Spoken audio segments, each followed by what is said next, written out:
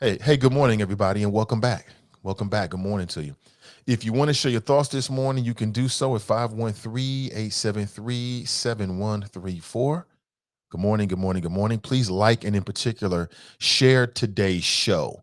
When you share the show, quite frankly, more people see it. Good morning to you. Good morning. Broadcasting live from beautiful Cincinnati, Ohio. What a weekend.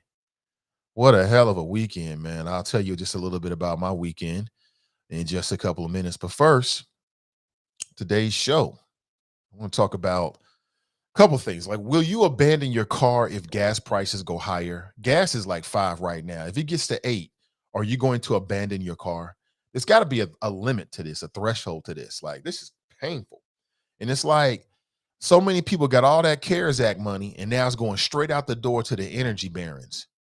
And did you know that there is a very little talked about? You don't see a whole lot of news coverage about this, but there's a bill that's been proposed that some people say could give our government a few more powers and tools to try to deal with that. Like, price gouging much? Price gouging much? So I'll talk about that and I'll give you the idea. I'll give you a what's up on who's got support for it, who doesn't support it, things like that. Good morning to you. Also, today, it's legal today. Legal today. Today's the first day in which Ohio changes its concealed and carry requirements. I know Edna Howe spent some time talking about it yesterday. Shout out to Edna Howe and Straight Talk, all the straight talkers. Good morning to you. And people have been talking about this. I don't predict it's going to be like the Wild Wild West. I think that's just, I don't think so. But I still don't trust my fellow Ohioans. I trust my fellow Ohioans to have a good time, to dance out loud, to dance outside, to drink, to get inebriated, to smile at sports events, to belly what's that called? Um, say the belly jump at sports events where you jump and you meet bellies, that kind of stuff. I trust my fellow Ohioans to do that. I do not trust my fellow Ohioans with guns. Speaking of which, there were a lot of concerned people, and I want to make sure I don't gloss over this because people be like, "Where's the black community when there's a shooting?" Right? The only time black people get upset about shootings is when it's police shooting us, which I don't think, even if that was true, which it is not. So, and what? But number two is just not true. There's people out there that have dedicated their time in a way that most people do not to try to raise awareness about shootings. In a lot of cases, because they have family members who are gunshot victims. And there was a recent public event in which a lot of people came out and they were raising their awareness and they're talking about stopping the violence and stuff like that. Like, I'm with you. I'm with you. But, stopping that violence piece there's multiple levels to that. It's not going to be addressed overnight. Speaking of night, let's flash back to Friday night. So Friday night, I got the invite to go over to brother Derek Dansby's birthday party. I don't think he minds me saying this, but he's half a century now. It was at a spot over in Norwood. I'd never been to the spot before. The wife and I walked through. I stayed as much as I could. My ears are very, very sensitive after years of radio. So super, super, super, super loud situations, I ain't gonna be there too long. I'd rather hear for the rest of my life than hear the DJ go super loud. I'm like, come on, y'all. We can't enjoy ourselves without the music being that loud. Gosh darn it. Anyway, it was a good time, man. It was a who's who. I saw everybody. I saw everybody was there. And Brother Derek knows everybody, it seems like, in the city. It was a good time. It was a good time. We left early, but as we could tell from the parking lot, man, people was packing in. They was packing in. It was a good time. Good morning to you. 513-873-7134. Yeah. Oh, that's nice. That's nice. That's nice. Good morning to you. Hope you're doing well. What's up? What's up? I did get a chance to watch the game on Friday. Now, I mean, what kind of bar don't have a damn game on? Like, people had to tell the bar to turn the game on. They had on some damn college baseball World Series. I don't want to hear that, watch that garbage. Know your environment. If you're a bar on a Friday night, it's NBA game 4. The patrons shouldn't even have to tell you that, but people told them real quick. They put all the TVs on the NBA game. We was in there like, what the fuck is this? I don't watch no damn college baseball. I don't give a damn who gets to Omaha. Better turn that damn game on. So they got hip eventually, turned the game on. I watched maybe the first quarter or so, and then, like I said, we had to break out. It was just entirely too loud. It was a good vibe. It was good. It was two things going on in there: COVID and hearing loss. There's two things going on: COVID and hearing loss. Man, whew. But we had a good time nonetheless. And my ears have since recovered. It takes a couple of days in super loud situations for me. That's why I said that's why you never see me with headphones on. That's why you never see me. I stopped wearing headphones when I was in commercial radio. I'm like, nah, I can't do this. Just having people in your ear talking in your ear with headphones on, you'll shit, nah, not for me. Everybody's different, not for me. But I did get a chance to watch most of game 5. I'm sorry, game 4. The wifey fell asleep. How you gonna fall asleep on game 4? But she fell asleep. I got a chance to watch all of it. All I can say is props to the winners. Props to Golden State. They won. You could definitely see that championship DNA showing for sure. I know Brian's like GSW. I want them to lose just because of Brian. You ever known somebody like that that's all super sweaty on a team, and you just want that team to lose just because of them, just to show them a lesson? That's how I feel about you, Brian. Hashtag GSW. GSW. That's you, right? Hashtag GSW. That's you, Brian. You know what I'm saying? Sick of it. Sick of all them folks, man. But I'm like that. I'm an underdog type of dude. During the Jordan years, I was not a big fan. I didn't really appreciate Michael Jordan until after Michael Jordan left the Bulls.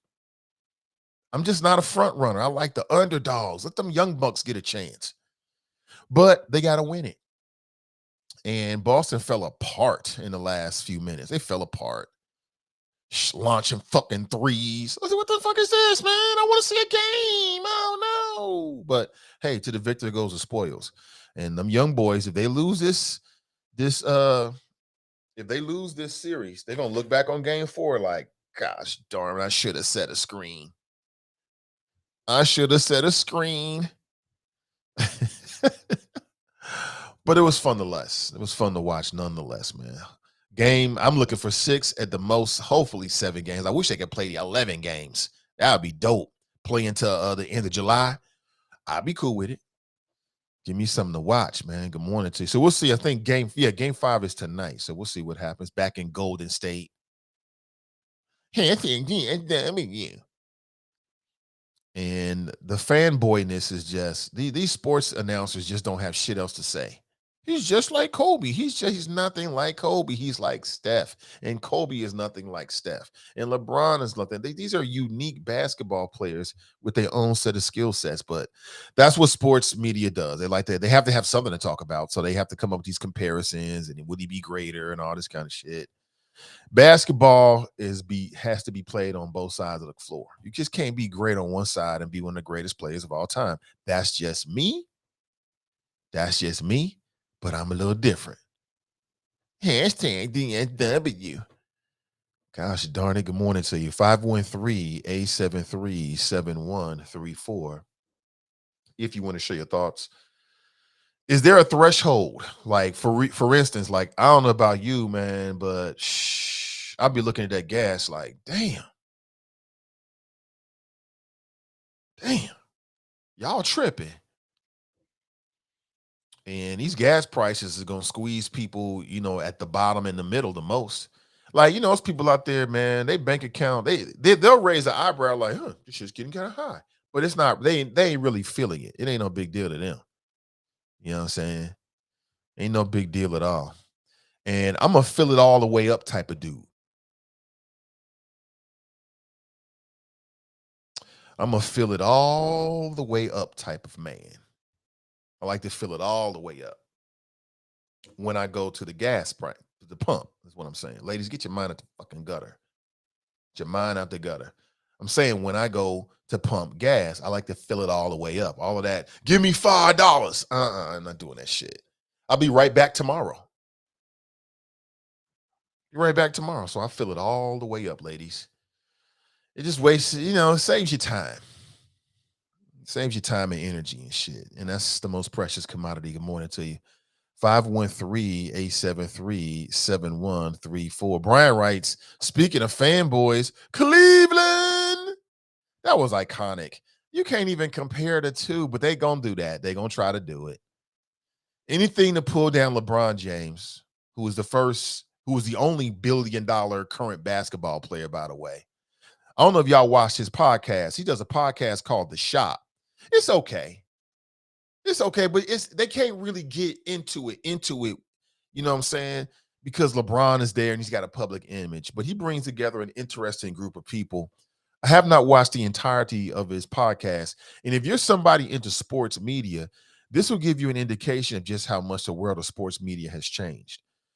Now you have ESPN, and they're the biggest mainstream media. They will openly quote and credit podcasts now. Like, you go back 10 years ago, it was just ESPN if you wanted to hear from athletes. Now you got so many podcasts where former athletes are like creating their own narratives and their own media. I mean, it's so many of them now that you don't have to go just to ESPN to see your favorite or to hear about or to get some interaction with your favorite sports guy. Now you can go to I Am Athlete, or you can go to the Knuckleheads, or you can go to The Shop, or you can go to Up in Smoke, or Kevin Garnett, or the Old Man in the Three. I know all of them. This is what I do. I keep my eye on all of this stuff, man. Some great Draymond Green.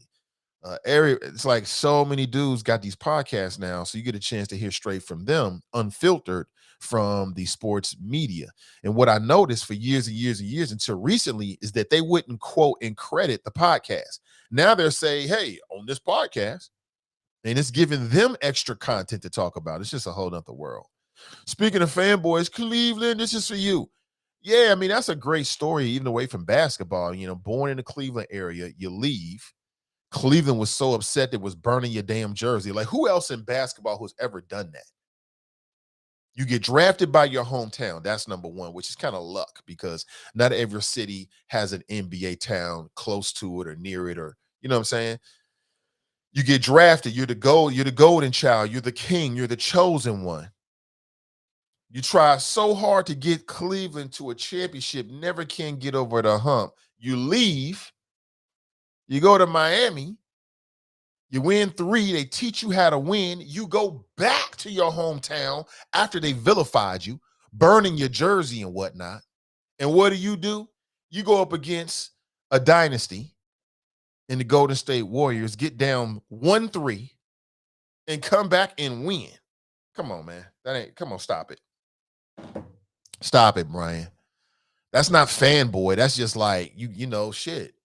That's just greatness right there, man. You don't get that everywhere. You don't get that all the time. Good morning to you. Kelly writes, good morning. Lisa writes, I have been highly blessed to work through the entire pandemic and have a 100% work from home position. I know that's right. I love the way that sounds. Somebody living I ain't gonna say living their best life, but that's a good setup. A lot of these businesses have forced their workers to go back to work, which I think is a bit too early, and people are like, we got to return to normal, but it's never going to be normal. It's never going to be normal. It's never going to be like it used to be. You can't have such a traumatic experience like we all collectively and individually dealt with and then just go back to normal. It just don't work that way. It don't work that way. Good morning to you. Man, have you guys been keeping your eye on what they're doing down there with the Regal Theater? They call it the Imperial Theater, but black folks call it the Regal Theater. I'll say it again, man. That's where I saw my first ever movies. I saw Star Wars there. You know, sir. The first areolas I ever saw with my own eyes was Jamie Lee Curtis in Trading Places. You know what I'm saying? I was so grateful for that movie. So grateful. And for many years, me and Jamie Lee Curtis had like a little thing. She didn't know about it, and I didn't tell anybody about it, but we had a little thing. And I saw them areolas down at the Regal Theater. It'll always be special to me. Always be a special, magical place. They had the best popcorn. And there was a dude that worked down there that looked just like one of the characters from that sitcom called MASH. It looked just like Radar. Some of y'all might remember when I'm talking about. I had the best popcorn. I saw Star Wars down there. I became one with the Force at the Regal Theater. And now you got some good people that are restoring it. They want to turn it into a creative space, among other places. I mean, among other things, should I say? And it looks like it's going to happen. I just ran into Toyland, I don't know, maybe a couple weeks back at an event, at the table event, and we spoke just a little bit. She was kind of giving me an update on what was going on, and I just love it. I think it's an excellent idea from what I understand. I think it's going to be a dope ass spot, and I won't go all into what she was telling me, but I'll just say that some minor hurdles that need to be taken care of. But that's going to be great, man. That'll be great for the West End. That'll be great for the city. That'll be great all the way around when they get that up. Brian writes, where do you find another Steph? You can't. That's what I'm saying, is every player is individual. I just hate it when they try to compare these players, especially when they try to compare Steph to LeBron. Steph is not in LeBron's league at all. As great as what we've seen Steph is as a 3-point long range and medium range shooter, plus he's dope around the basket. I will say this: does anybody get babied more than Steph Curry? Oh my God, there was a couple times where they just got phantom fouls called on him. I'm like, wait a minute. So you can put an elbow into a defender and then get a foul? But it is what it is. Sometimes your reputation, these as we found out, is that you can greatly influence the refs. The refs are influenced. They're influenced by somebody that's loud and in their face, and they're influenced by star power. And we just know that it is what it is. But no, Brian, you can never find another step. Never. All these players are individual. But if I'm starting a franchise and I can start a franchise, let's say we take Steph, Kevin Durant, um, let's say LeBron. If I'm starting a franchise with those three as my nucleus, we already know who number one is. We already know who number two is. And we know who number three is, Brian. And number three, his name is Steph. And number one, his name is LeBron. You can figure out the rest. Tabitha writes, good morning. Let's chop it up. Good morning to you. Brian writes, the Regal feet would stick to the floors. I remember those sticky floors. Man, it was great. I was a little dude, man. Little dude. We talking about 8, 7, somewhere around there, living in we used to live across the street in them Lynn Street apartments. The projects, back when the projects was like, yeah. Oh my God. So much fun. I saw my first Bruce Lee movie over there at the Regal Theater. You know what I'm saying? Come on, man. And like I said, they had the best popcorn ever.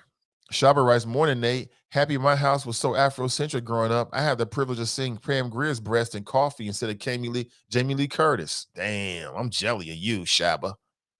I am jelly, man. I am jelly, man. Took me many years to catch up with Pam Griggity. Man, she was fine. Tabitha writes, Lincoln Courts. Okay. Rachel writes, good morning, family. Let's make it a great Monday. Absolutely. Let's do that. Let's do it. Absolutely. So what is your threshold? If gas goes up another $1, let's say you go to the pump and it's $7. Is there a point in which you abandon your car? I'm going to keep this motherfucker sitting right here. Start hitting that bus. Man, start walking a little bit further. I'm going to walk half the way, and then I'm going to catch an Uber, or I'm going to get a Lime. That shit can be expensive, man. Super expensive. There's got to be a cutoff point. But just think about this. Like, the government gave all those people the CARES money, and now it's going straight out the window because of energy prices. And so gas is hitting you. Energy's hitting you. Food is hitting you. What the fuck is next? What is next? Also, I want to give you a heads up that today will be day 2, I believe. Double check my numbers here, but I think so. Yeah. So the House Select Committee that's investigating the January 6th attack on the U.S. Capitol, they're going to hold a second public hearing today at 10 a.m. Now, they don't want to go up against the NBA Finals because ain't nobody watching that shit. You going up against the NBA Finals, it's going to be, you're going to messing with your ratings. But 10 a.m., that's nice and easy. You can watch on your phone while you at work. And apparently, some of these Democrat congressmen are saying they got enough information, enough evidence to indict President Trump. Do you want to see President Trump indicted? I'm not waking up every day thinking that's like the say all and be all. I feel the same way about Donald Trump, President Trump, as I do every American citizen. If you do the crime, you do the time. If they find information that he committed a crime and they can prove it, then they should go after him, just like they did the boys in the hood, just like they do for you and me. Just like they do for you and me. They should go after him. Simple as that. Simple as that. Don't spare no rod. Don't spare no rod in our communities. F that. But I mean, if Trump goes to jail, that's not going to change my life. You know what I'm saying? It ain't going to change anything. But I mean, like I said, you do the crime, you do the time, period. Now, some of these Republican dudes, they feel like it's some whole, it's like a plot to get Donald Trump. It's right before the midterms. Well, I mean, everything's political in the world of politics. We not that. But right is right and wrong is wrong. It's just amazing to me how people want to gloss it over. Like I said, if that was Black Lives Matter, if that was like the new Black Panther Party that did that shit, oh boy. Oh boy. Oh boy. Could you imagine if the new Black Panther Party, along with Black Lives Matter and the not effing around, which by the way, did you see what happened with that dude, the not effing around crew? They threw the book at him. The NFAC, Grandmaster Jay. Y'all hear the latest? Grandmaster Jay going to jail. Grandmaster Jay is going to jail.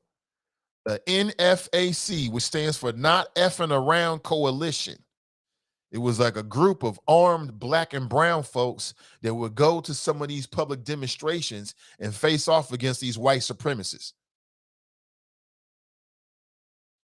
And who knew that Grandmaster Jay lived in the Cincinnati area? I'm not surprised.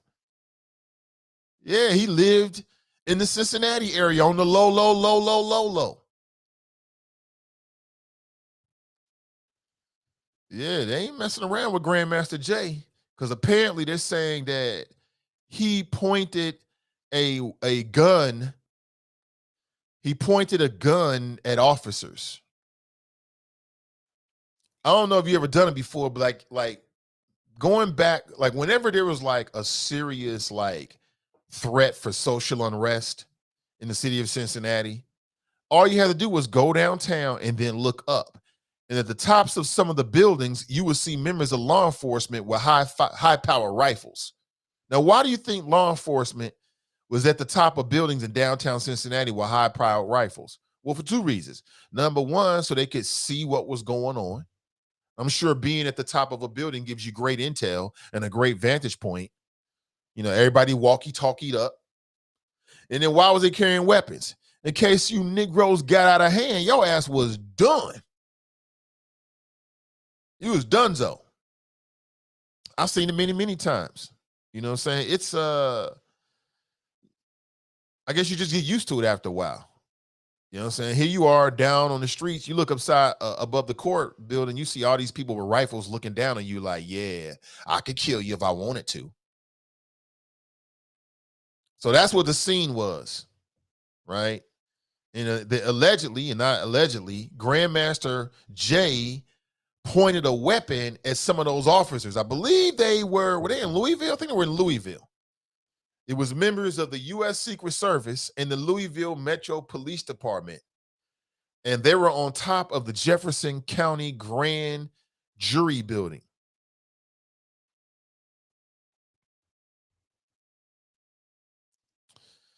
And he was convicted he was found guilty. He was found guilty on 2 counts. Yeah, he out of here. So the federal government has a sense of humor. They're not effing around either. He was charged with assaulting. Well, this goes back to 2020. He was accused of pointing a rifle at law officials during a protest. Yeah. So that goes to show you right there. Just stop there for a second. That goes to show you right there what I've told people about how when the government wants to come get you, they're going to come get you. You got a lot of people, when you ask them, well, why do you hold on to these guns? I just hold on to these guns in case the government get out of hand. They try to take something from me. They try to take my liberty, take my life. And what have I always said? That you can't stop the government. If you're barricaded in your home, I don't care how many weapons you have in there. If the boys tell you to bring your ass out, you coming out. On top of the fact that it's an offense for you to even point your weapon at them. So once you point your weapon at them, now, boom, we're gonna upgrade them charges. So it's just a fallacy. It's just, it's a delusion. It's a matrix that people think that because you got a weapon, you're gonna be able to stop the federal government from telling you what to do. Negro, if you don't get your ass out here quickly, now I say, if you don't get out there quickly, your ass is done.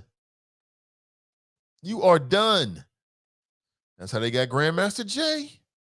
I just knew they was going to get that brother. I'm just sorry. I'm sorry to hear about it because I thought that what he was saying made a lot of sense. But you just kind of knew.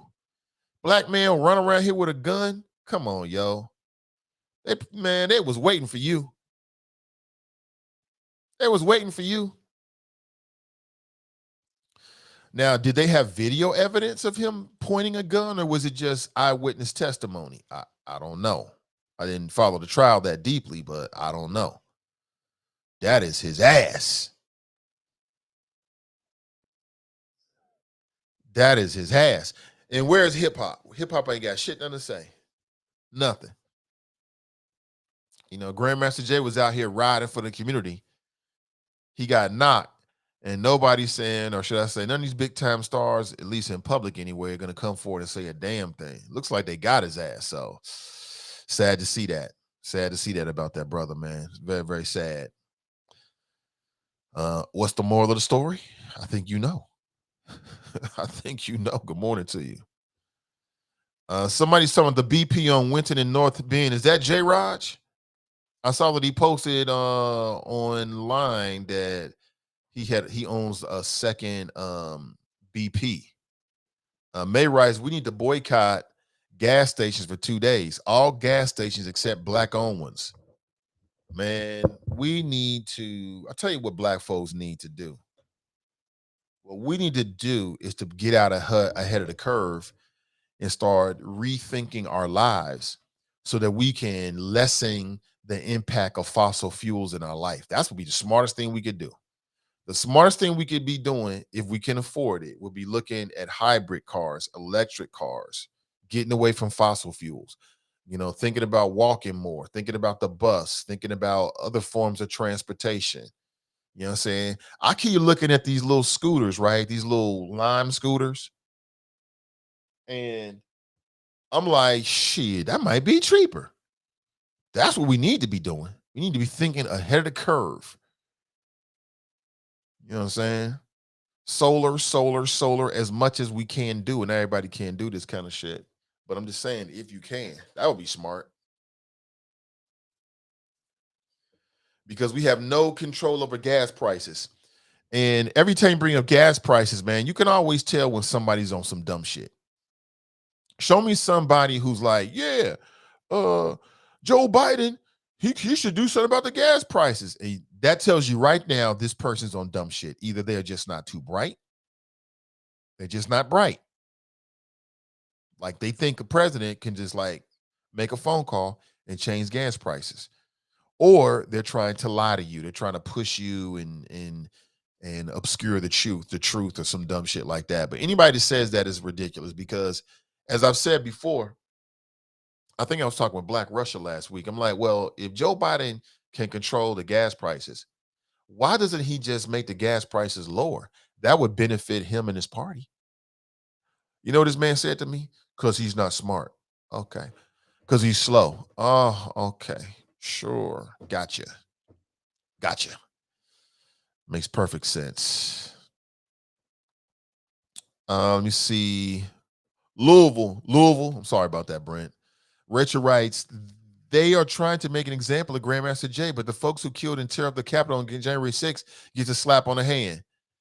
Well, different charges. Different charges. Like, I don't think many of the people in January 6th were charged with pointing a weapon at law enforcement. And then secondly, you know how this goes. It's like, yeah, you can carry your weapon, but as soon as we think that that was pointed at us, is a problem, right? Angela writes, they wanted to get rid of Grandmaster Jay. He was too much of a modern day Malcolm X. They couldn't handle it. The government is big bullies. I don't know if he was a modern day Malcolm X. I don't know about that one. In the sense of telling black people to arm themselves, yes. Yeah, I give you that for sure. But come on now. A black man with a gun is and has always been looked at differently than a non-black man with a gun. It's just what it is. It's just what it is. And then that shit he was talking that super, super bold shit. You got organized black people. See, it's one thing to have a gun. It's another to have a whole bunch of black folks and they all organized. They all organized. They all seem to be militarized. Shh. You already know. That scared the hell out of some people. Like, wait a minute, what's this? Oh boy. I don't know if Grandmaster Flash did it or not, but if he did, he should have been smart enough not to do that. He should have known that they was looking for any little technicality to get him. You should have known that. He should have known that. And he should have measured his steps accordingly to make sure that he didn't fall on the wrong side of the law. Now, I don't know the details. It could be a bunch of BS. I don't know, but I'm just saying, like, if you're a Grandmaster Flash type, Grandmaster J, Grandmaster Flash. If you're a Grandmaster J type, come on, man. They watching you, bro. They watching you. Be smart. Dude, be smart about it. You know what I'm saying? Don't give them a reason to lock your ass up. Go out of your way to make sure your weapon's not pointed. And I don't know if he was pointing his weapon at the officer. I don't believe one bit that he was pointing weapons at an officer like in a threatening way. I don't believe that at all. It was probably like, you see them up there? You know what I'm saying? It's probably something like that. Like, you see those officers up there? But it is what it is. They're down in Louisville. So it wasn't too hard to find a judge or two that was willing to do what they got to do. Eric writes, there have been numerous cases of private citizens defending their land against the federal government. The government simply didn't want the bloodshed on both sides. Really? And Eric, I bet you in every one of those cases, it ended in the courts after they drug their ass out or they walked their ass out or they carried their ass out. That's the point I'm trying to make. Some of these people, when I hear them talking, they think they're going to be able to hold off the government forever and barricade themselves in. And that's why we got these 18 gallons of water. I knew they was going to come in handy. That's why I bought these powdered eggs. You know what I'm saying? Think they're going to hold out for a while. But no, you're leaving the home. That's the point I was trying to make. You leaving. And they might sort it all out in court later. Sure. Later. And that's why I'm like, man, all this hostage shit, not hostage, but like, you're going to barricade yourself in, you're not coming out. It just never ends well. Chris writes, the time to make some money as a whole is now. Buy stock before it goes back up. Exactly. That's what you see a lot of people saying. That's what I was just conversing with Chuck Futel. Okay. And if you're still interested in the investment club, Chuck is awaiting your phone call. If you need his contact information, hit me with direct message. I'll send it to you along with the video. Matter of fact, that reminds me, I got at least one person that needs to see the video. I'll send it to you today. Kashara writes, I am on the bus now, car parked. Smart people right there. Good morning, Kashara. I mean, there becomes a limit to this shit, man. Really? Everything, I mean, anything to do with transportation is going up except for the bus. The bus is like the most economical way other than walking right now. Unless you got yourself one of them little scooters or some shit like that. But Dare writes, Biden don't control gas prices. Absolutely not. Anthony writes, I ain't rode a bus since junior high. Rachel writes, old school carpooling needs to come back. I have a coworker who lives in my neighborhood. We picked the same 2 days to go into the office and ride together. Smart money. Smart money. Crystal Wheelwright writes, good morning, choppers. Good morning to you. I love those little flowers there. Where'd you get that from? Those emojis are nice. TNT writes, good morning. Good morning to you. Why send millions and billions out the country before fixing our own issues in America? Absolutely. So my question to you is, will you abandon your car if gas prices go higher? What is your threshold? If gas prices get to $10 a gallon, will you still be driving? This is tough, especially if you have children. If you have children, ooh, that's tough, man. But I remember the days, man, back in the days when Chairman Mom didn't have a car. She used to have us on the bus everywhere. You know what I'm saying? For the longest, she didn't even have a vehicle. Couldn't afford it. So we was on the bus everywhere, walking everywhere, on the bus everywhere. It was just a different world. But it's hard. It's hard when you got to go grocery shopping. You're going to take the groceries on the bus? We used to do that in one of those little carts. We used to do that. We used to do that. People are still doing it.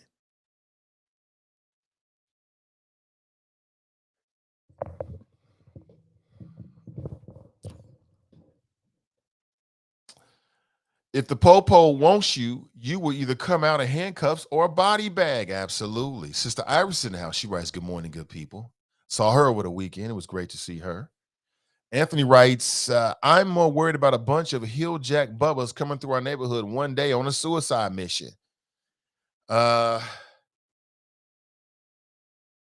I feel you on that. Really. Steban writes, good morning, Nate and the Choppers. Good morning to you. Irish writes, today is doomsday. Any damn body can go and buy a gun, no permit, no training. Yeah, you can buy a gun and you can conceal and carry the gun. No permit, no training. Yeah, people are going to get killed. I don't predict it's going to be like the Wild Wild West. I do predict that more people are going to have the mentality that I have, because my mentality is that if you got a gun, I want a gun. If you got 2 guns, I want 2 guns. If you got 3 guns, I want 3 guns. If you conceal and carry, I want to conceal and carry. I was just at a bar on Friday. I walked straight into the bar, no metal detectors or anything. Anybody in there could have been strapped. Anybody in there could have been strapped.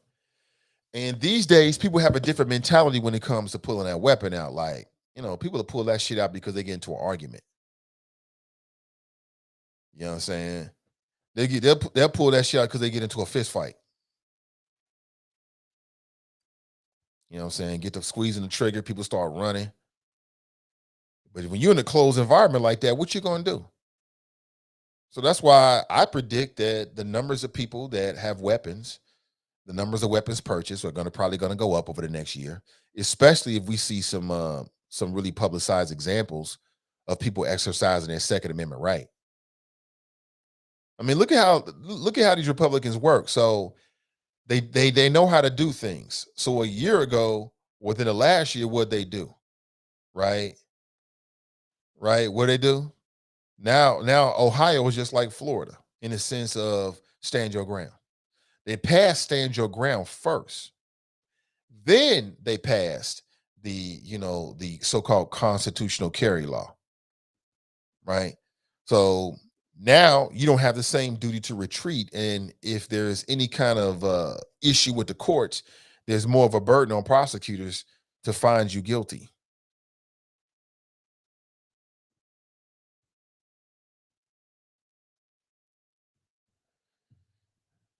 So what are you going to do?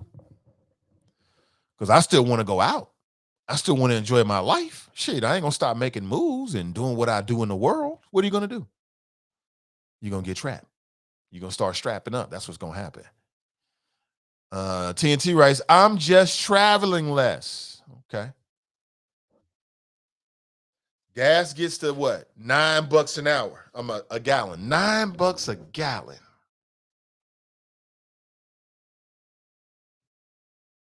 Let's say it gets to $7 a gallon, which is only $2 away from what I'm seeing right now. I mean, this is just clear price gouging.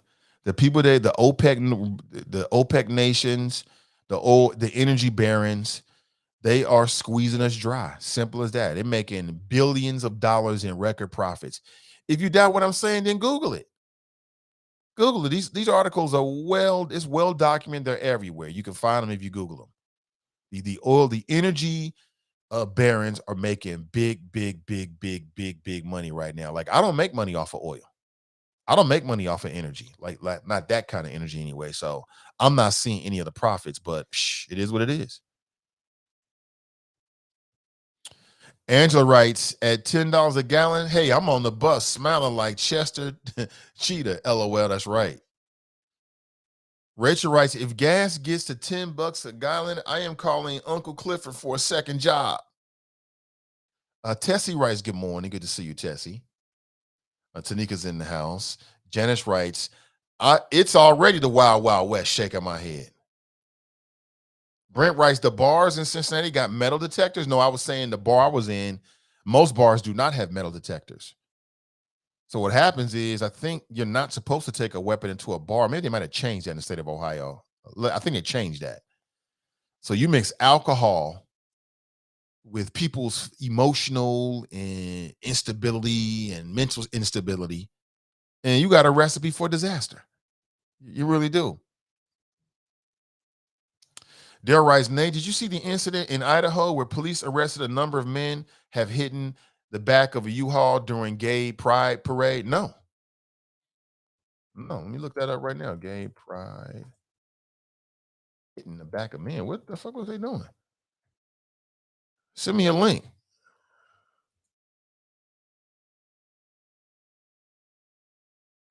See. Yeah, I don't see anything. So send me a link and I'll check it out. I don't know that story or that article. I haven't seen that. Drop Rise, 23 states have the same gun law passed and starts today. That's right. They sure do. And I bet you, if not all, the majority of those 23 states are Republican-led state legislatures. The Republicans are dominating the states. I'd probably bet that. You probably got Republican governor. You probably have a Republican majority in the state legislature. And they doing what they do. They're doing what they do. Mika writes, it's already 785 in Cali.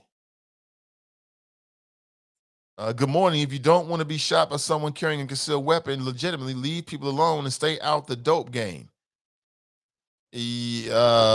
Well, that didn't work for those kids in Uvalde. It didn't work for those people in Dayton about 3 or 4 years ago. That was a scene of a mass shooting.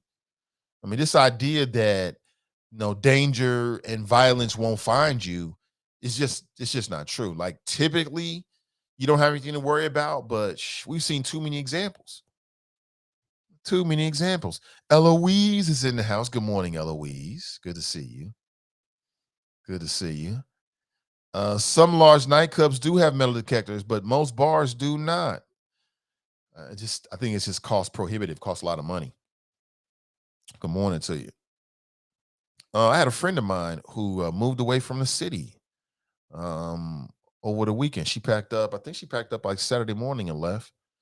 And I'm happy for her. You're always sad when your friends move away, but happy for her. She's living her best life. And I wish her the best if she's watching this morning. She's listening this morning. Wish you the best. I respect it. I respect people that are not afraid to pick up and travel and move and follow their dreams or follow opportunities, because a lot of people, they're born in a location and they die near that location. They're afraid to move out. They're afraid to like go on an adventure. You know what I'm saying? Like move away from home or move away from everybody that you know and then learn something completely new. That takes a certain type of character. It takes a certain type of mentality. Not everybody can do that. And I think sometimes people stay too long in the same spot. You know what I'm saying? Sometimes I feel that way. I'll be honest with you. Shaba writes, if gas is $10, will the scrubs on passenger side of his best friend ride get more holler from the ladies? Huh? If gas is what does one have to do? You just want to say that. You just want to bring up scrubs. Jared writes, I'll say it over and over again. Why should 18-year-olds be able to purchase a weapon of war the day they turn 18? But they can't legally drink alcohol because they can go to the military and carry a weapon of war. That's why. Dee Dee writes, good morning, good people. From me and my daughter, Savannah, listening on a ride. Hey, what's up, Dee Dee and your daughter, Savannah? I try to keep my language together. Thank you for telling me that. Try to keep my language together. Thank you. Kamika, okay, thanks for the link. Idaho Patriot Front. Wait. Patriot Front. What is this?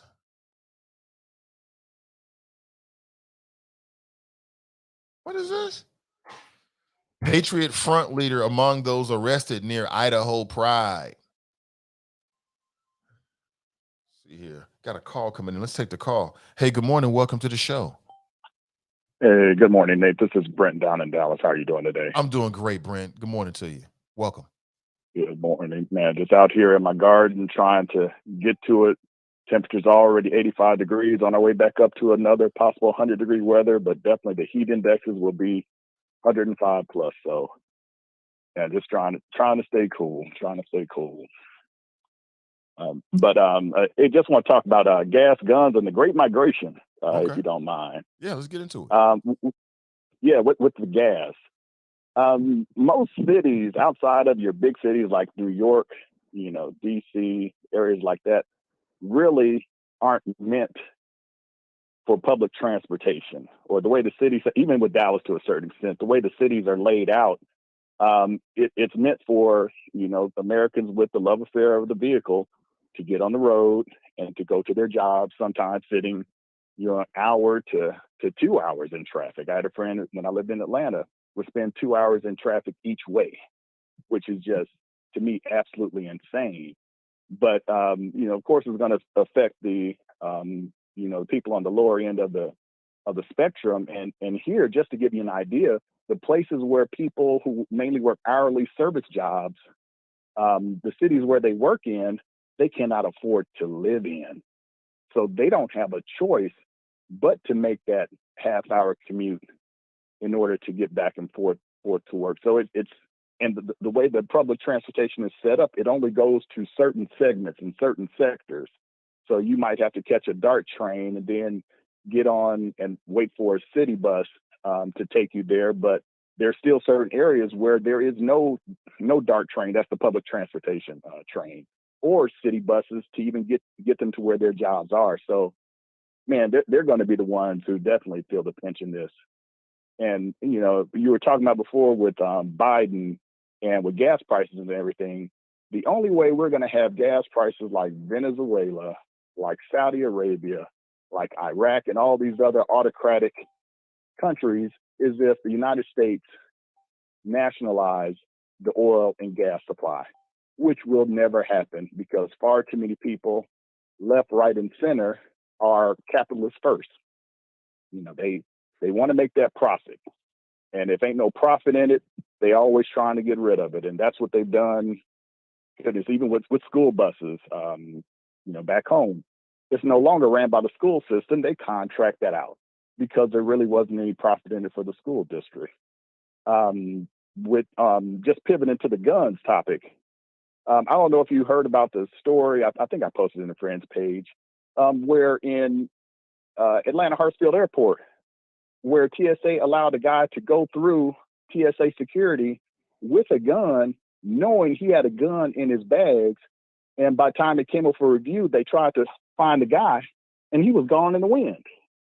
And Dr. Ritchie did some digging and did some research, and it was all based off of their recent constitutional carrying law, that you had some TSA agent interpret that as, well, I can't even ask them if they have a gun, or because it's written in the law that cops can't ask, and there's actually penalties if cops ask you if you have a gun.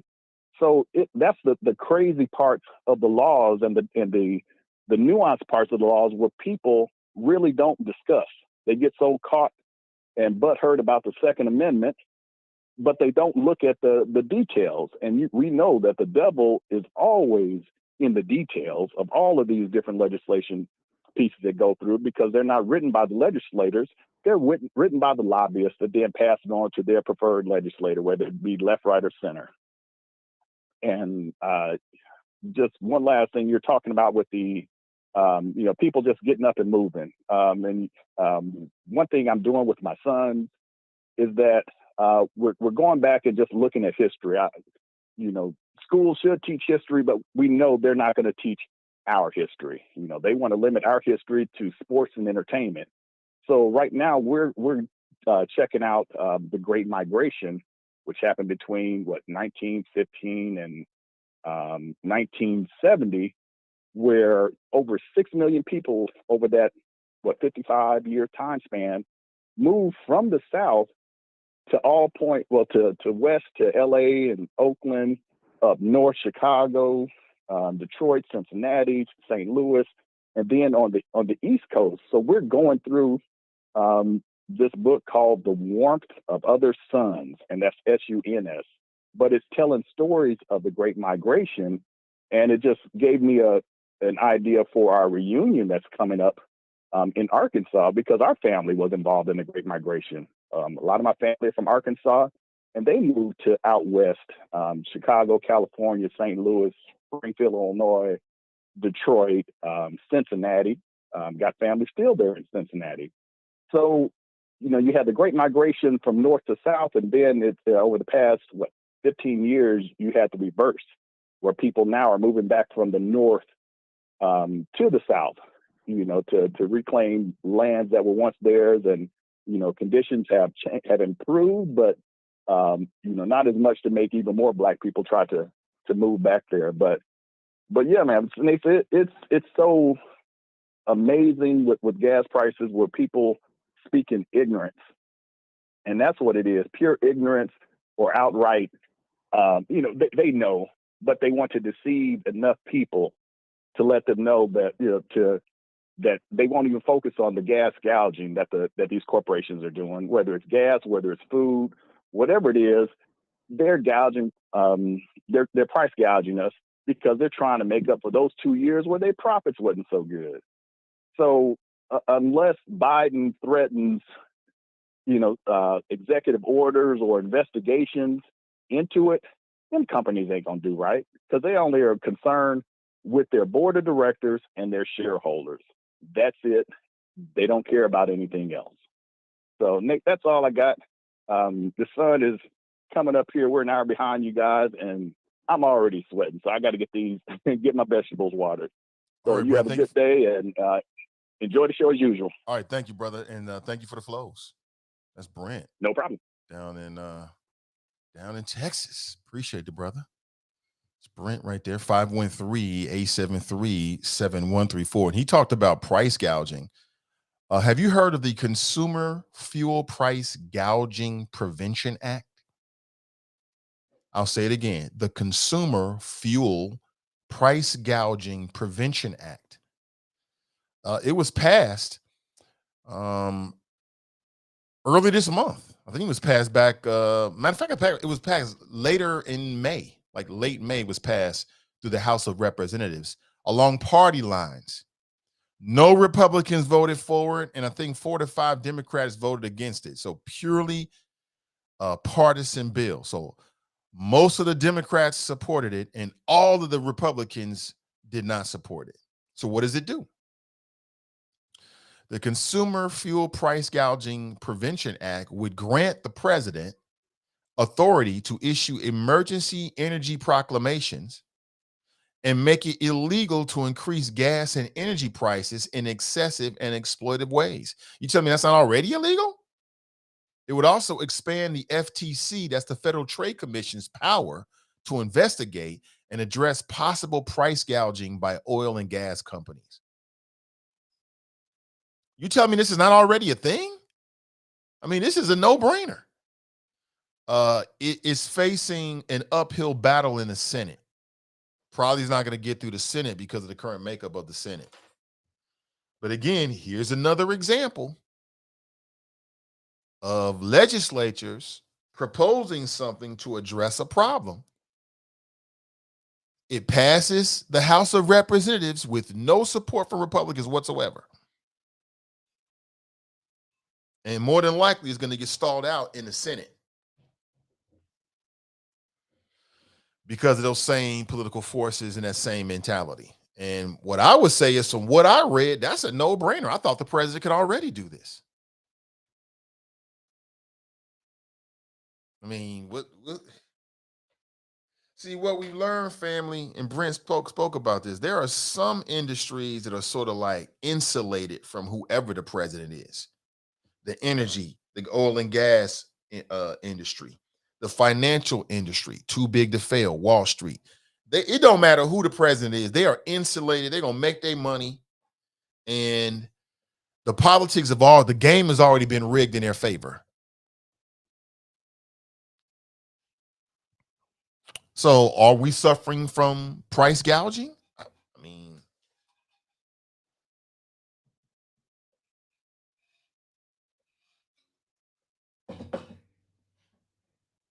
thank you, lunch lady.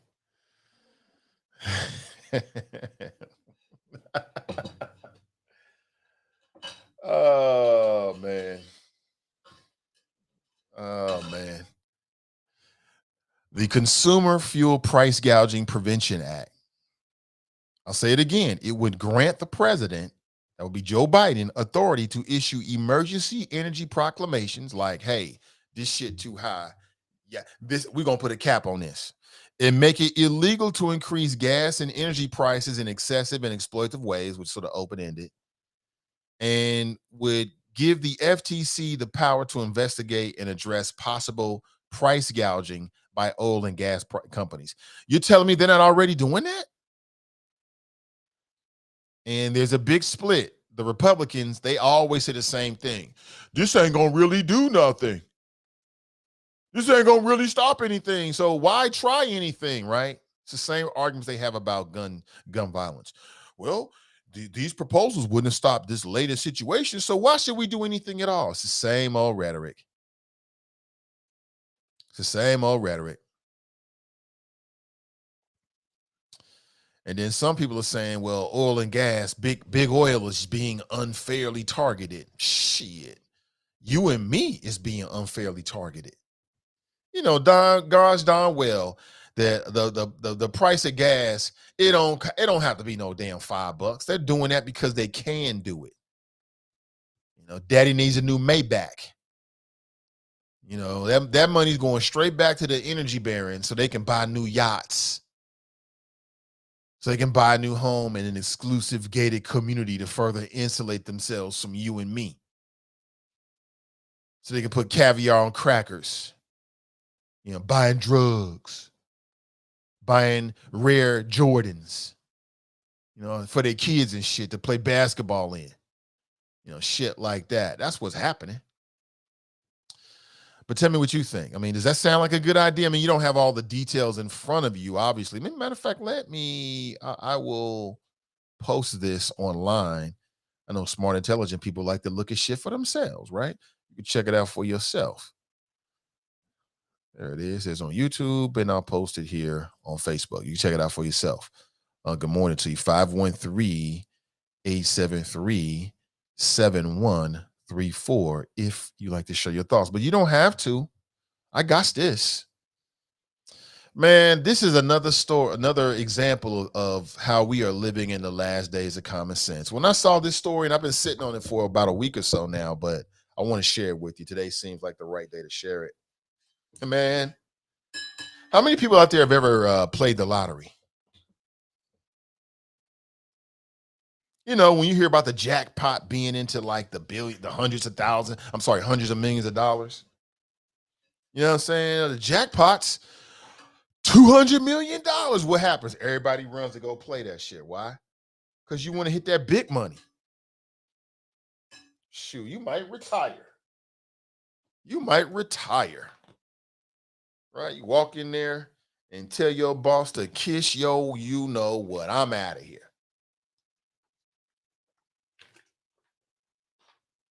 Right? Pardon me.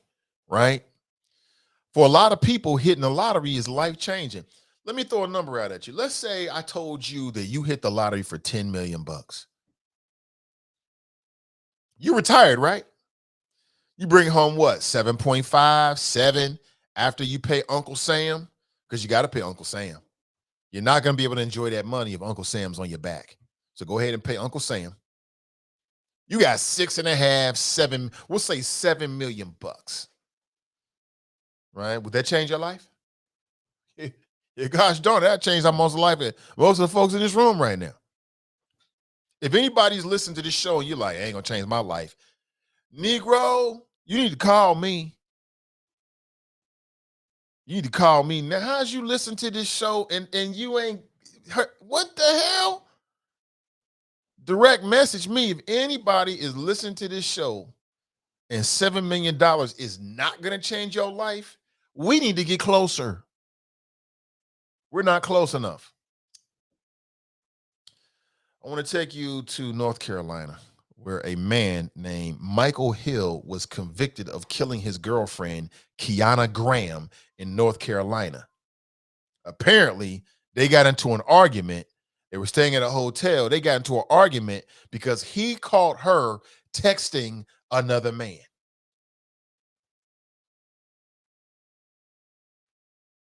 Now, I don't know if she was sexting, sending pictures or something like that, but from what I read, he caught her texting another man. So what did he do? Michael Todd Hill lost it and ended up shooting this woman to death. He's just been sentenced to life without the possibility of parole. Life without the possibility of parole. That's crazy. You gonna shoot a woman because she texted somebody? I don't care if that's your wife. You don't. She texted somebody. Now maybe she was sexting, and he was like, "Oh, what in the hell?" I can understand that being a blow. Men have feelings too. You might want to kill her. I get it, but you should not. And apparently, she was missing for a few days, and the police found her body, and you know, got the surveillance tape because there's surveillance tape everywhere. Everybody's surveilled all the time. You try to do something crazy, they got you on tape. And what adds to this is that 5 years before that, this man won a $10 million lottery prize. He was a lottery winner. He's sitting on millions.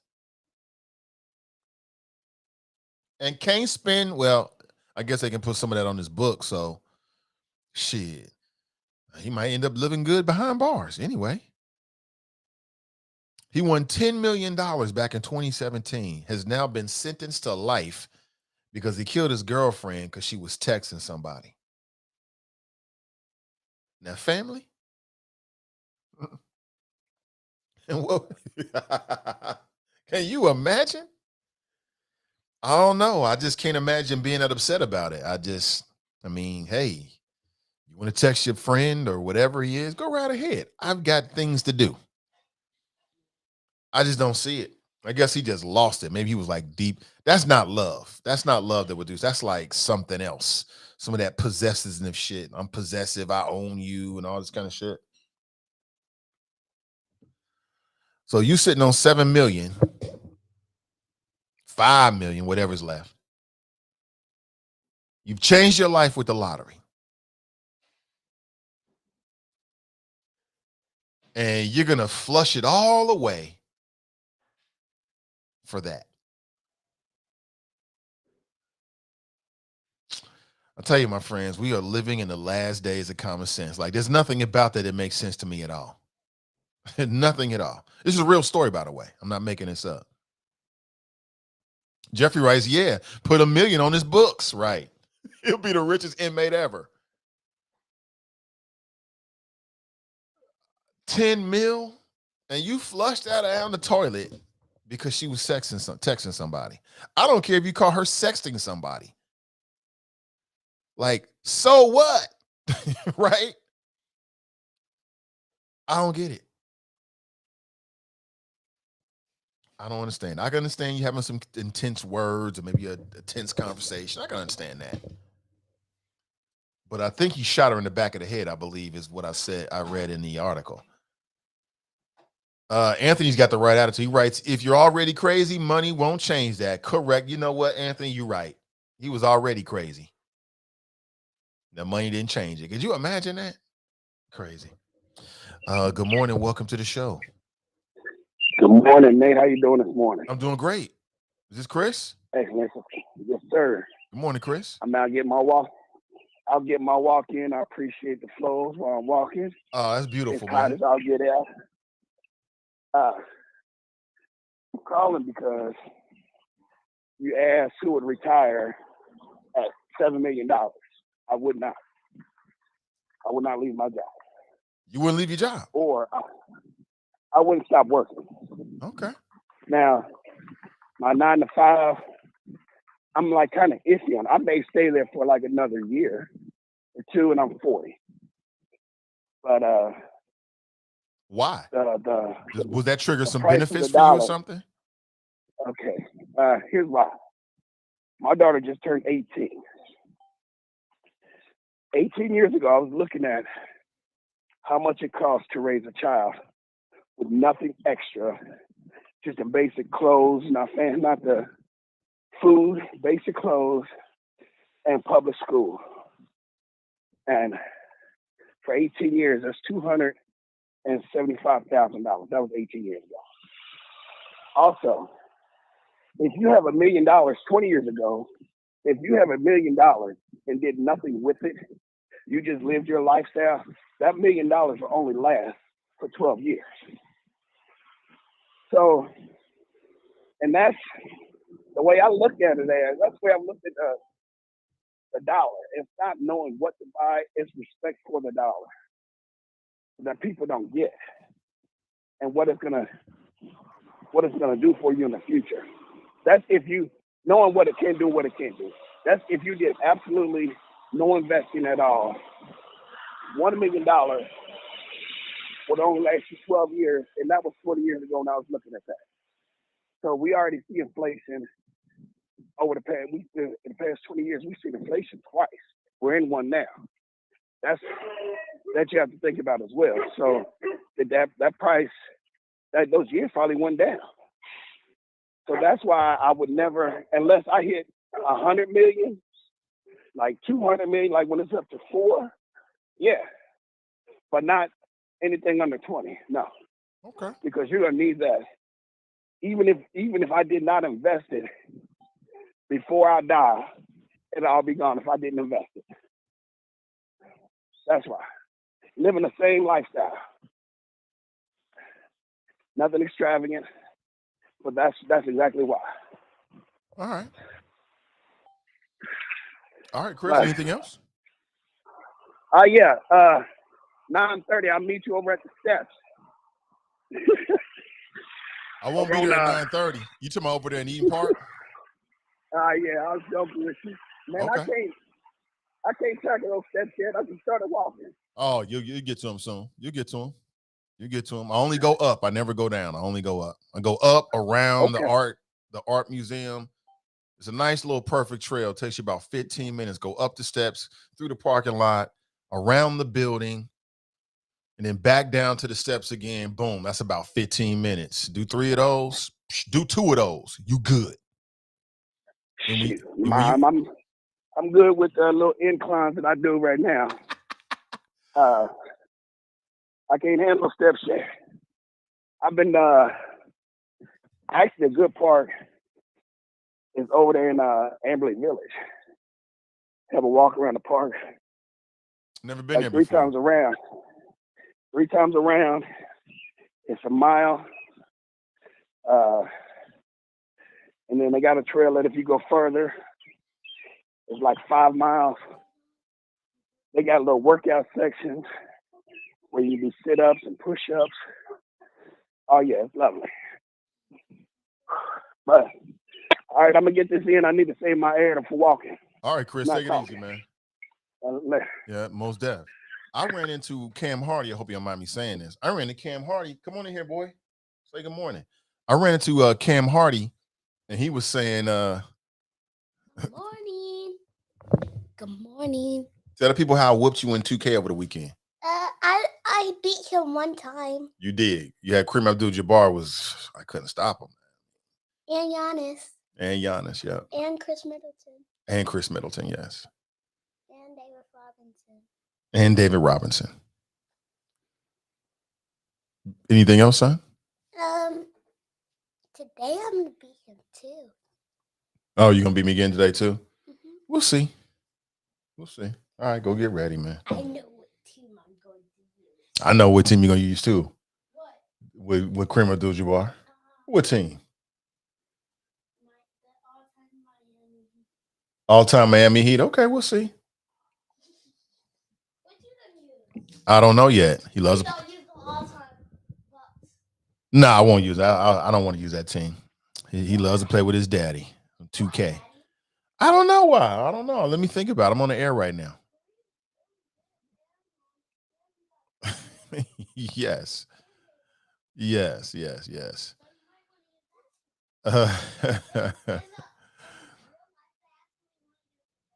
Right. Okay, we can talk later, man. Have a good day. You going on a field trip today? Okay. All right. He knows the play. Man, listen, he got the players down. He be watching videos. It's like his brain's a sponge right now. He's just absorbing.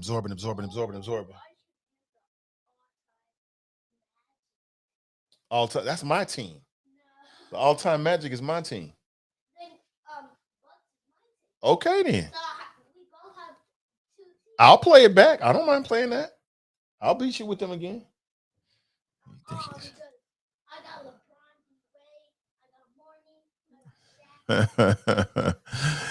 He all about it. We'll see. Yeah, he's already there with his knowledge, man. I mean, with YouTube, he can sit there on the video. That's what he do. He be watching NBA highlight videos and interviews with players. He's like all into it. It's like his brain is just absorbing. And I love it. I don't know if he'll play basketball. It doesn't really matter to me. You coming right back? Okay, lunch lady. That's my nickname for the wifey, lunch lady. I don't know what he's gonna do. He's gonna do something. He's gonna do something athletic. Strong body, strong mind. Go be a student athlete. That's the same thing I told his sister. It's the same thing I'm telling him. Speaking of his sister, man, y'all ain't gonna believe this, but Medium Buddha, she got her little boyfriend. I met him for the first time Saturday. They went to the movies together. Yep, met his parents. They seem like really good people. They've been married for like 20-something years, just like we have. And, the wifey and maybe women in general have this. Women, I have found, and maybe it's a black woman thing, but the dopest thing a black man can do is when you find a woman is to listen to her, empower her. She is your equal. You know what I'm saying? Women just they got a whole different sixth sense going on. Telling you, and the wifey's sixth sense is like no other. When she tell me somebody, sometimes we can just meet somebody for the first time and later on she'll be like, don't fuck with them. And then sometimes she'll say, I'm getting a good impression of them. I've learned to listen to her. I always listen to her, but I've learned to listen to it. So she met him before we did. I don't know how my daughter met this boy, but she's all going through that right now. And I'm fine with it. It don't bother me. I don't really think too much about it. I mean, that's her life. I already know what Medium Buddha is going to do. In most cases, I know what she's gonna do. I know what she's not gonna do to some degree, right? She gonna do all the shit I did, and I did everything. She gonna do all the shit her mother did. Her mother did everything. So it is what it is. You know what I'm saying?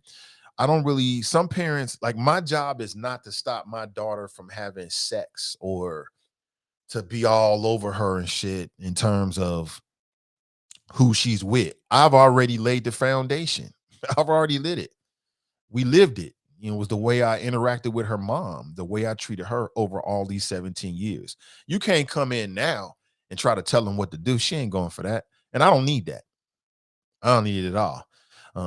My daughter has an open door policy with me. I keep telling her, if you ask me a question, you're gonna get the answer. So there's some questions she don't even ask because she ain't ready for the answer. But I think it's cool. And she's 16, about to be 17 in 2 weeks. I ain't tripping about no boyfriend she got. She might have 14 boyfriends between now and when she graduate. I don't know. You know what I'm saying? But she's kind of feeling these feelings and navigating what it means to have a relationship and all this kind of stuff. And it's interesting. It's very interesting. And when I met the young man's parents, he seems everything she's telling me, his habits, he's a student athlete and he's got discipline about himself. And I'm like, that's cool. I'm more into friends. If you want a friend, but all that possessive shit, that's when shit goes downhill. When you think you can stop another human being from doing something. But lucky for me, I'm her daddy. So I'm going to tell her all that needs to be told. You know what I'm saying? She going to know exactly. Now, what she does, that's on her. But, it's so funny, man, because she grew up me talking about her on the show. You know what I'm saying? Yeah, since she was little Buddha. Couldn't even talk. Now here she is going on dates. She went to the movies, and I think they went to Skyline afterward. That's them. You want to do that? Go right ahead. She, it was a good movie, and da da da da da. And I think she said she had her first kiss or something like that. I don't really get too caught up about it because all that shit is very, very natural. Human sexuality is very natural. Now, picking up some guns and try to kill your classmates, that shit is abnormal. Now we got a problem. But her wanting a boyfriend and figuring out who she is and shit, I'm glad she heterosexual. Shit, you know what I'm saying? So, I mean, I know it's gay pride, whatever, but I'm just saying, most parents want their kids to be like them. I want my kid to be like me. I want my son and daughter to be like me. Now, whoever they are, it don't matter. My daughter asked me that many years ago. She was like, Dad, if I was gay, would you look at me differently? I was like, fuck no, I ain't gonna look at you differently. That's your business. Gay, straight, I don't care. It makes no difference. Just make sure you don't bring no knuckleheads in here. As long as you know what you're doing and you're bringing some people in here that's worthy, cool. And even if you don't, that's on you, B. Now I'm talking all this tough talk, right? Soon as she go to college, I'm gonna be in fucking tears. Maybe. Now the wifey's trying to keep it in. I'm like, it is what it is. At this point, it's just, her first. I don't know if she's in love. I don't fucking know. I don't get too that deep into it. I really don't. I'm here when she wants to ask me a question, and she's got different ways. She don't just come out and ask no questions. Sometimes she do, but that's rare these days because she don't want to hear the answer. She'll talk about it around me, and then, so what'd you think about? And I won't tell you the young man's name. And I told her, I was like, I barely met him. You know what I'm saying? So I pulled up, and his parents are already waiting to pick him up. And I met his parents, seemed like good people. That's their only child. So I instantly bonded with him, like, that's your baby? Psh, I already know. And mom and dad, they've been married 20 plus years. They both came on to pick him up because they want to meet our daughter and all that kind of stuff. Like when you have a kid, you just want your kid to meet somebody because you never know, man. It's just so horrible. Some of these kids is growing up in bad homes, parents that just not bad people. They just, dealt with shit probably when they was coming up. So now that's what they have to give. So you want your daughter, you want your son to date somebody. Like if you're married and you've been married to your wife or your husband for a long time and you got a stable family unit, then that's what you want your kid to bring home. White, black, green, makes no difference. You want somebody to come from that stable household because you know that's going to increase the chances that they're going to be well balanced. You know what I'm saying? That they're going to be well adjusted. There's a difference. I grew up in a single family household, but they had the benefit of having my grandfather, my father, my uncle, these strong alpha men who not only were strong personalities, but they was handling their business. They was owning shit, starting businesses. That's different than motherfuckers in the house on some dumb shit and ain't doing shit. Is you see something different. I had the benefit of seeing that. I'm sure it's impacted me in certain ways. And so I can bring that. And then my daughter has the benefit of growing up with her mother and father, on some Cosby shit. You know what I'm saying? And so I'm sure that's had an impact on her. You know what I'm saying? And same thing with Sonny. You know what I'm saying? He gets a chance to see that shit. And so what you hoping is that they're gonna gravitate toward that. But you never can tell. It's the crazy ones that attract you the most. It's them crazy women. It's them crazy women that turn you on the most. Tell me I'm wrong. They wild and crazy and shit. You be like, woo, I wanted some more of that. Parents of my girlfriend never met. At least I don't think about it. I don't need to meet all the parents of everybody that my daughter. It just so happens because my daughter don't drive, so we had to drive. She asked us. She's a good student. She's a tremendous student. She's a good daughter. I had no reason to say no. I thought about it. I was like, I want to say no, but I don't have a reason to say no. It was just a reflex of a parent reflex. Like, but we let her go. Matter of fact, this was her second, if you want to say, date. I think the first date, where'd they go? They went to the bowling or some shit like that about 3 weeks ago. The wifey and I just talking like, I bet she gonna ask again. She asked again, can we go to the movies? Sure, you want to go to the movies? Go ahead. I don't look at it like no girlfriend, boyfriend shit. I look at it like that's just your friend. You know, say you want to hang out with them, go right ahead. But it's a different world. Dante writes, crazy women got that good. Yes, they do. Crazy women do have the good. You know what I'm saying? Women are just nuts. Those are the ones you be like, yeah, I want more. It's the same thing with the bad guys. You know what I'm saying? I'm sure the bad guys got the good. The bad boys, they got the good, right? You know what I'm saying? Because, you can't control them. It just turns you on even more, right, ladies? You don't have to tell me. I already know. Janice writes, yes, please. No, that's not what I was trying to post. Yes, please do some looking into the families of your children's friends. Yeah, my daughter's best friend, student athlete. We know her family. We go to their house. They do, these family events. We'll go hang out. Great people, great salt of the earth people, like the kind of people you want to be around. Good people. And they've been married many, many, many years, ups and downs, still married. And so, there's only a handful, one. I think it's just them that we would feel comfortable to let our daughter go to their house, because I know they're gonna be good people. They ain't gonna do nothing crazy. And if something go down, they gonna do what they got to do as adults for the children. So yeah, most definitely. But okay, there was another time we let her spend overnight, but we knew that family. We knew them from college. They just like us. Met at UC, been married all this time. So I don't know. You kind of them kids, man. Not to say that if my daughter had a friend that was brought up in a single situation that we would tell her no, wouldn't do that. And I wouldn't look at the child any differently. But you know what I'm trying to say. Hopefully I'm saying it. I taught my sons that crazy is fun, exciting, unpredictable. But when a relationship goes south, crazy is unpredictable, and you're going to wind up with a Snicker bar in your fuel tank. You mean that literally? That's not like some kind of like metaphor, Snicker bar in a fuel tank? You mean that literally?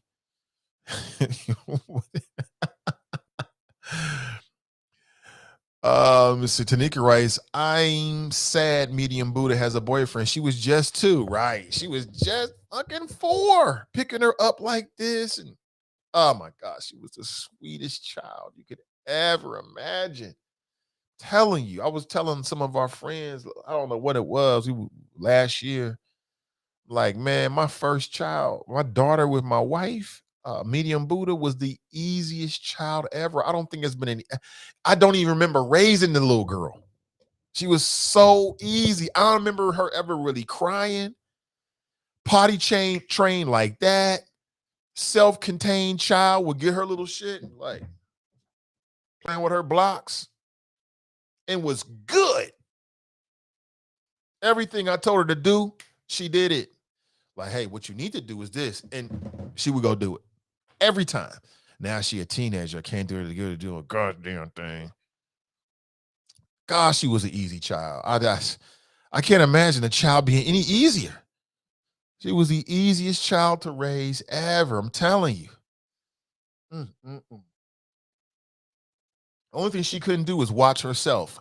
But again, she wasn't no scary kid. When she was like 12, she was like, Mom, I got this. Y'all can go out. Huh? I'll lock the doors and call you if you need anything. I need a phone. Huh? What the hell? Oh, my God. We got lucky, which means that my son's going to be the absolute opposite. And he's different, but he's turned out nicely as well. A North Carolina man who won a $10 million lottery prize in 2017 has now been sentenced to life in prison for the shooting death of his girlfriend. Y'all think I'm making this up? Let me screenshot this for you. I just can't imagine. And I'm not trying to say that money is everything, because it's not. You know, I would choose a lot of things over money. Shit, I have in some cases. That's him right there. That's from BET.com. Michael Hill hit the jackpot in 2015, but his life took a turn when he ends up killing his girlfriend because she was texting someone. Like, yo, check it, man. It's just some shit. I just don't see it. And we talking about a girlfriend here. We ain't talking about no wife. I can't see it if it's a wife. We talking about a girlfriend. And I got 6 mil in the bank, 7 mil in the bank. I just won't care that much. I just won't care that much. I'm not going to say I might not be in my feelings for a second because I think it's natural. But that second going to be real quick when I think, you know what? I think I'm going to go to Ibiza. Spend a couple weeks laying on the sand and dancing in bubbles, right? At night in the nightclubs in Ibiza. I just don't see it. So clearly the dude has some problems beforehand and then afterward. And it looks like he has some issues in his life. Like, he was married when he won the $10 million, but him and his wife became estranged. So they separated after they won the $10 million. Like, sometimes people have issues, and when the money come in, it's kind of like, well, damn, now I can leave. He was sentenced on May 27th to life in prison without the possibility of parole. That is, I don't know what happens to the money. I guess it'll just sit in the bank or something like that. I mean, it's still his. All that money, some things are just indefensible, right? So I'm sure he had a top flight lawyer, but look at this motherfucker. This is the face of dumb, man. What is you doing? You get all that cake and you just blow it like that. Oh, I still got that straight talk up. Okay, that's fine. I'm okay with it. You got all that and you give it away. I just don't see it. I'll say this again to my fellas out there. If you meet a lady and you're good to her, you're honest with her, you sacrifice for her, you try your best to make her happy, you try to be that man that she says she wants you to be, and she plays you, she cheats on you, she dogs you out. All you got to do is pack your shit and leave her life. That's all you got to do. Life will take care of the rest. You know what I'm saying? You was good to, that's if you're honestly good to her. Now, if you was bad to her, then you leaving her life is going to make her life better. But if you were honestly good with her, good to her, you leaving her life is the worst punishment that you could possibly give her. She want to be with them niggas? Let her go be with them niggas. Let her go do that. Tiff Tiff writes, the family will sue and get all that money. Good point. Tierra, hey, good to see you. I saw Tierra out as well. It's good to see you, Tierra. She writes, prime example of money don't mean you're not lame, right?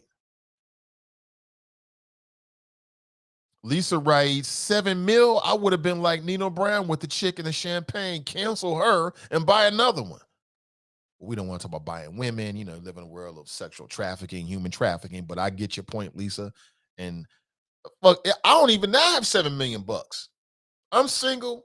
I'm dealing with a lady and she want to do all this shit behind my back. Okay, go do it. Go to have your fun. Do you live your life. Just don't drag me into it. TNT writes, the money gone between wrongful death suits. I'm sure wife alimony and extortion in prison. That money gone. Ooh, she said extortion in prison. Yeah. Janice writes, he looks stupid. Unfortunately, money don't make you smart. Now, how you gonna say this about this black man? He looked like he got a problem on his hands. What is he, 5'4"? Oh my gosh. You cannot cheat on a short man. They don't know how to deal with it. Brandy writes, good morning. Cheating on a short dude is worse. They're gonna take it, it's gonna hit harder. It's gonna hit harder. Shelly Shell writes, good morning, good Monday morning. I'm just joking with you about that. I don't know. Probably hits all the same. Pardon me. Good morning, everybody. Yeah, that was a moment out of Dereke's birthday party. I'm looking around. I'm like, okay.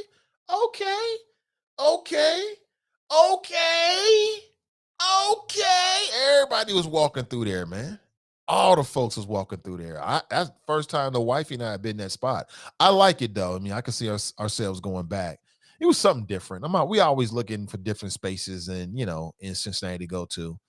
But it was a good time. I would have stayed longer, but whoo, man, that's why you'll never see me with earplugs on or anything like that. My ears, after 20 plus years in radio with headphones on, that shit will kill you. That shit, I just can't take it.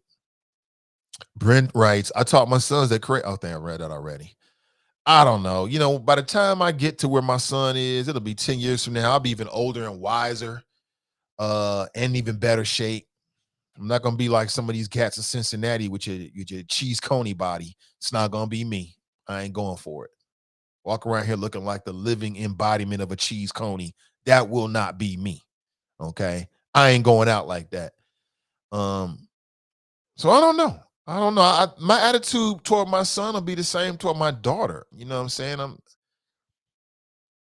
I don't get overly like into that shit about sex with my children and my daughter. Just, number one, that's their business. It's not my business. I'm not sitting around worried about whether you're gonna make me a grandfather or some shit like that. I mean, whatever you decide to do, it is what it is. My thing with my children is making sure that you know you know yourself, you're doing what you want to do, and you're prepared for the consequences. Be smart. It's not what you do, it's how you do it. It's not what you do. It's not if you're going to have sex. It's when you do have sex, do you know how to have protected sex? That's what it's all about for me. Other than that, you know, live your life. Because I did all that shit. I've told you some of the stories. I mean, you know, you can tell kids all the shit you want to. They're going to go out and do it anyway. You know what I'm saying? When they get ready to drink, they can drink at home with me. Oh, you want some drink? Here you go. Oh, you want to smoke? Here you go. You want a cigarette? I'll get you some cigarettes. You know, smoke with him at home with daddy. I have no problem with that. Brent writes, Nate, you can't cheat on a short man. Are you recounting a couple of your callers? I was just talking shit. Yeah, he's 5'4". Oh, man. He said, OMG, don't cheat on a short man. That's right. Don't let E-Man hear that. Is that right? A classy one writes, I just find it strange that the Samory party that wants abortion rights is the same party that wants gun control, which doesn't deter violence because it makes them feel better to have their guns. Like, don't forget, like when Obama got elected, remember all those news articles about how the guns, they couldn't keep the guns on the shelf because people were afraid that he was going to somehow take your guns. I mean, Obama, no one president by themselves has the power to make Americans confiscate their guns. It's certainly not the first black president. And that was never his agenda if you talk to the man. But it just goes to show you how, just how divided we are in this country on some of these really basic issues. And that's because as much as we criticize Fox News, there are people that like Tucker Carlson. They like Sean Hannity. They believe them. They trust them. They look like them. They sound like them. They use some of the same language. They got the same viewpoint on abortion. So that means they think that means they can trust them. And so they trust these people and they end up getting effed up. It's very, very sad. Jerica writes, did you say you let your kids smoke at home with you? Well, I don't smoke, but yes, if my son and daughter become of age and they want to smoke a cigarette, going out there and smoke, I could just pack of cigarettes, go smoke at home first. Yeah. Go smoke at home first. If marijuana becomes legal, I had to think about this, but I mean, I don't have any big objections. I mean, I don't smoke, so I don't want anybody smoking around me. All right. But I prefer, my point in saying that, Jerica, is I want my kids, when they want to start putting their toe into the adult pool when it comes to drugs that are legal, do that shit at home first. Do that shit at home first. So I could teach you how to deal with it. So yes, you heard correctly, 100%. Do that shit with me first. You know what I'm saying? I'd much rather my kids' first drink be at home. And it probably will be. You know what I'm saying? I can see medium Buddha when she becomes of drinking age. And really, we don't even have to do that. I mean, it's legal for you to give your kids wine right now. Like if we want to give her a glass of wine, and we've offered it, it's completely legal. She can do that at home with us. You know what I'm saying? Get your little sip. But she don't do it. She won't do it. I'm like, oh, you want to drink now? She's like, no, Dad, I don't want to drink now. Of course, I don't drink at all these days. You see me in the bar, I'm drinking a God's Temple. I got my own drink that I've made up that is good for the body. It's called a God's Temple. That's what I drink. Let me see. You can't cheat on a short man. Jack writes, no, it's not legal to give your children alcohol. Okay, we'll see about that. We'll see about that. Oh, Jerica. Oh, the thought police is here. You're thinking the wrong things. You're thinking the wrong things. Gosh darn it, Jerica. All you got to do is take care of that king. That's it. That king. And he take care of you. Mind your business. The thought police are here. Gosh darn it. Can't do nothing.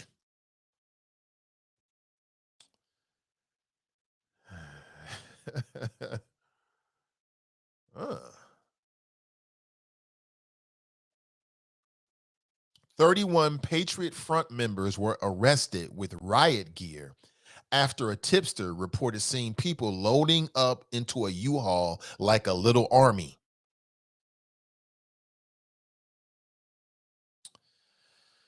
And they were booked on misdemeanor charges of conspiracy to riot.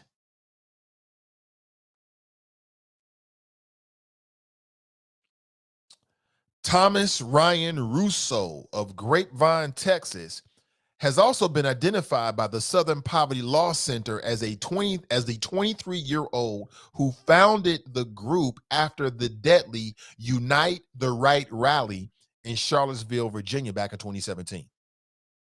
So apparently authorities arrested these folks, and it looked like they're about to start some action. Now, maybe it was just going to be a protest or something like that. They were arrested near a pride event in Idaho. Like, leave gay folks alone. When was the last time a gay person did something to you because they want to be who they are. I just don't get it, man. We got all these bigger fish to fry. And it looks like these mofos was arrested because they was going, I don't know. I'm not going to assume they were going to like commit mass violence, but it looks like they was going to show up to the party with guns and masks. Like, why? That ain't changing shit. Man, I'm telling you, the powers that be are sitting back like, yeah. Patriot Front is a white supremacist neo-Nazi group whose members perceive Black Americans, Jews, and the LGBTQ communities as enemies. That's why from time to time you hear me say they think the Blacks and the Jews and the LGBTQ community, they think we're all working together. They just don't know that, unfortunately, we're just as divided and divisive amongst ourselves as they are toward us. But there's folks out there that think that the Blacks and the Jews and the gays and the transgenders are having secret meetings on how we can take this country from the righteous white man and woman. Have you been to those meetings? Because I have not. We can't even get Black and brown to unite on issues. Black and brown in the city of Cincinnati is at arm's length. Everybody in their silo. But from the outside looking in, you know, the Patriot Front, these white supremacist groups, they think we all in cahoots together. You know why? LeBron James is worth $1 billion. Oprah's worth $1 billion. Tyler Perry got Tyler Perry Studios. They watch these damn rap videos and motherfucker got $200,000 in diamonds. Floyd Mayweather got a private jet. Floyd Mayweather got a private jet.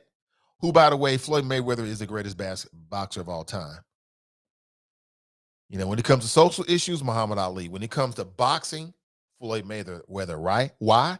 Because boxing is set up, it's like hamburger meat. You know what I'm saying? Boxing is such a violent sport that very few of those boxers after a long career come out of it able to enjoy the fruits of their labor, either from a physical or psychological standpoint, or all the predators around him stealing their money. Floyd Mayweather seems to be the exception to that. Therefore, he's the greatest, and he's undefeated. You know it's the truth. He is the greatest of all time. What am I expecting tonight from the big game? I will be watching because, you know, it's something to watch. I watch it with the fam. My son will probably get excited and fall asleep. He has not got past like 3 minutes into the game. That's because he's at summer camp all day long, just running and running and running and running and jumping and kicking and falling and getting hit in the face with the ball. They give him some ice. He cries. He gets back up. He's running. He's running. He's eating lunch. He's eating lunch. He's eating snacks. He watches a movie. He's running. He's running. So by the time he gets home, he is done. We love it. We love it. We love it. He is done. Yeah, man. Thank you, Summer Camp. They wear his ass out. We got some little friends is his age too, because we can't keep up with him. He's 7. But that summer camp be whoop, they be body blows. He be straight out. So he be all excited. And the next time he's really quiet and he sleep. That boy has not made it past the first quarter in none of the games so far. So tonight will be no different. Plus the games be so damn late. I don't know what to expect. I really don't. We saw the heart of a champion on display with Golden State. Brian, are you still there? Golden State Warriors. Hashtag Golden State Warriors. That's you. Hashtag Golden State Warriors. That's you, Brian. But we saw the heart of a champion step up. And we also saw inexperience step up. So I don't know. Like, I'm rooting for Boston because I just want to see something new. I got nothing against GSW. They win. They deserve it. Props, dynastic, the whole 9 yards. Props to everybody involved. I want to see something new. So I want to see Boston win tonight. Boston has not lost back-to-back games to the playoffs. The problem with it is now you're on the road. And Golden State, Steph Curry went to God mode. God mode is where he starts making every shot and the rest gives him every call. That's God mode.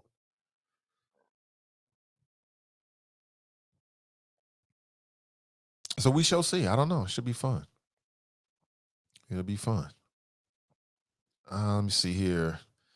Brent writes, the Patriot Front showed up to the Idaho Pride event with helmets, body armor, and shin guards. They were about to wreck some stuff. They probably was going to just put them on the display, but they prepare for whatever. They prepare for whatever. They probably just going to just march and talk some shit. Kamika writes, tell him, Kamika. She writes, it is legal to give your child alcohol in your presence in Ohio. Yes, it is. I already know. Believe me, you know I wouldn't say that unless I check the laws. I already know. Tell Jerica. Nat writes, box Hall of Fame ceremonies of last weekend had Mayweather sobbing. Mayweather is the greatest modern day boxer of all time because he beat the boxing game. The boxing game is all about, this is just my opinion, but the boxing game is all about other people using you until you're on your last damn leg. They get paid. You can barely fucking speak. You can barely put two words together. And then life goes on. Floyd Mayweather said, nah, I'm going to take control of this business. And look at him now. He appears to be doing his thing. Let me see. Brent writes, that's why I love living in the Central Time Zone. I can watch all the sporting events without falling asleep some of the time. Okay, great. Brian writes, is that hate I hear? Hashtag GSW. That's you, Brian. Hashtag GSW. No, it's not hate. I have no reason to hate. I don't get paid either way. I haven't been doing any Spurs betting or anything like that. I'm not against. In fact, I'm in favor of sports betting. Shit, I might place me a bet one day, but I'm not a bettor like that. Like, I'm a gambler, but I gamble on me. You know what I'm saying? Like, if I'm in the race, I gamble on me. I don't gamble on, generally speaking, I don't gamble on other things. You know what I'm saying? I gamble on me, like poker, like shit, or competitive spades. If we play competitive spades, you got a problem on your hands. We playing poker, you got a problem on your hands. Me betting on somebody else, nah. Brent writes, if Tatum and Brown continue to try to play iso ball, Golden State will win. Absolutely. Brian writes, you want something new because LBJ is on vacation. You're right. You're right about that. You're absolutely right. And then next year, they ain't winning shit. I mean, gosh darn, this ain't no sports show, but what a terrible move. Russell Westbrook was a terrible decision. He made more money than LeBron. And his mental is not right. It's not his physical skills. It's his mentality. We saw that on display. They asked this motherfucker at the end of the season as to whether he thought it was a good season or not. He said it's not a good season because he didn't average a triple-double. That tells me right there you got the wrong mentality, bro. This ain't about triple the doubles. This is about winning and losing. But everybody's different. $47 million to do what Russell Westbrook does? Oh, my God. But it is what it is. Good for him. Good for him. Good morning to you. Listen, folks, that is my time. I'm going to make a move a little earlier. I got a bunch of things to do this morning. I really appreciate you. If you want to connect with me, you can do so very easily on social media. Just hit me with a direct message, and I will respond within a short amount of time frame. Have an excellent rest of your day and an excellent Monday. And remember our motto: winners focus on winning, and losers focus on winners. So stay focused and stay winning, and we'll talk real soon. Until next time, I'm Nate Ivey, and I'm out.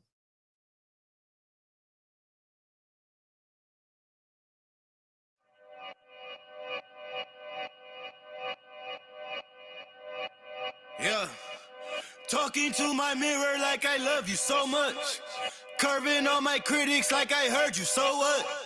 You can't kill my confidence, I think I'm the man. Tally all the I ever gave on my head. Lately I've been living like I can't take a loss. They ain't wanna help me, that's what made me a boss. You can't kill my confidence, I think I'm the man. We don't give a that's what they don't understand. I'm back again like flu season. I broke records while loose leaf, and I'm coming down my roof.